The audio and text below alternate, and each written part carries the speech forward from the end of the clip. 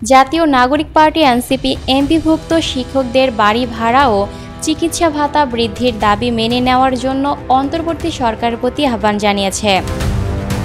দলটির কেন্দ্রীয় যুগ্ম সদস্য সচিব ফয়সাল মাহমুদ শান্ত এক বিবৃতিতে বলেছেন, দীর্ঘদিন ধরে চলমান যৌক্তিক শিক্ষকদের আন্দোলনের বিষয়ে সরকার দায়িত্বহীনতা প্রদর্শন করেছে। শিক্ষকরা ক্লাসরুম ছেড়ে বারবার মাঠে নামতে বাধ্য হয়েছেন, যা শিক্ষা ব্যবস্থার জন্য ক্ষতিকর। শিক্ষকদের রাস্তায় নামার পর সরকার পুলিশ দিয়ে হামলা চালানোর ঘটনা নিয়ে এনসিপি তীব্র ক্ষোভ ও নিন্দা জানিয়েছে।